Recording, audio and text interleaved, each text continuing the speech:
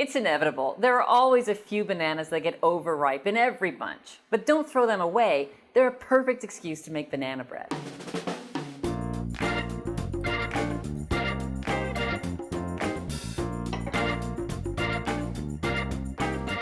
So if you happen to have 3 bananas that look like this, they're perfect for banana bread.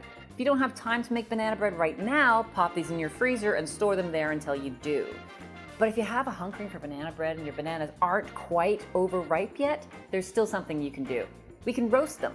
So take your bananas, pop them onto a sheet tray like this. I put a little bit of silicone down below because the bananas might leak onto that sheet tray. Preheat your oven to 350 degrees. It should take about 20 minutes for those banana skins to turn entirely black. When they are, take them out of the oven. Look how gorgeous. Let them cool. While those are cooling, let's prepare the pan for our batter. So I've got a loaf pan here. It's ceramic. You can use metal as well if you wanted to. I'm going to take a little butter and I'm going to grease the inside of this, getting into all the corners and all of the sides and edges, as well as the bottom.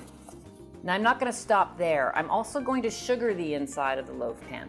This does 2 things. It helps improve the texture, and it also shows you if you've missed anywhere when you were greasing it. To do that, we're going to dump a good amount of sugar into the pan, and we're going to shake it around. Dump out any excess, and then set that aside. That's our pan ready to go. We're going to start mixing our batter together. And to do that, we're going to actually do very little. Because that's the trick with banana bread. You don't want to overmix it. So we're going to use our hands, not any kind of a mixer, and we're going to make this really easy. First things first, our bananas. If you've roasted them, they should be super easy to peel and almost fall out of the skin. Peel them over the bowl so that all the juices also fall into the bowl. Now we're going to use a strong fork to mash these up. If there are a few chunks left in there, no big deal. That's just a chunk of banana in your banana bread. Let's add the rest of our wet ingredients to this bowl. So, 2 eggs. Beat those lightly. Some oil. Beat that in. And our last ingredient to our wet ingredients is not actually wet, but we want our sugar to dissolve a little bit, so we're going to add sugar and beat that well. Now I'm just beating with a fork because I don't want to incorporate any air into this batter. Those are our wet ingredients. Let's do our dry ingredients. In this bowl I have some flour. I'm going to add some baking soda to that, some ground cinnamon, and a little bit of salt. I'm going to whisk this together, and that's going to break up any lumps so I don't have to sift the flour. Now here I'm going to do very little work again, and I'm going to not mix this too much. Instead, I'm going to put all of my dry ingredients into my wet ingredients, and I'm going to just stir it together until I no longer see any streaks of white. The reason I want to do this and not overmix it is because I want my banana bread to be more like cake than like bread, so I don't want to develop what we call the gluten or the protein in the flour. Also, if I incorporate too much air into this batter, that air is going to want to escape from the loaf when it's in the oven, and it'll form a tunnel or a hole through the middle of your loaf of bread. We don't want that either. That's called tunneling. We're going to avoid that by not overmixing.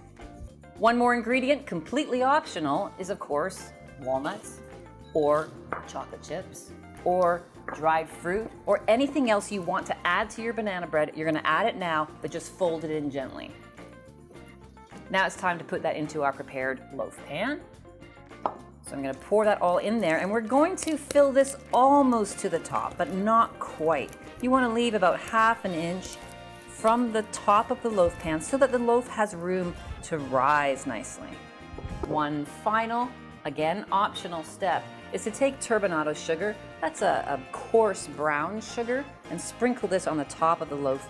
That's going to give us some crunch and some beautiful browning. Finally, we're going to put this back into our 350-degree oven for about an hour. About an hour later, your house is sure to smell terrific. It's time to check to see if that banana bread is done. Let's take it out of the oven. And to test it, to see if it's finished, we're going to take a skewer and we're going to put that into the center of the banana bread. and pull it out and take a close look. If there's still gooey dough and batter on this stick, then you want to put it in for maybe another 10 minutes. If it's clear, however, it's time to let this banana bread cool. So let it cool in that loaf pan for about 10 minutes, then we're going to invert it onto a cooling rack. Grab yourself a hot mitt, just turn it out. It should pop right out because we buttered and sugared the loaf pan.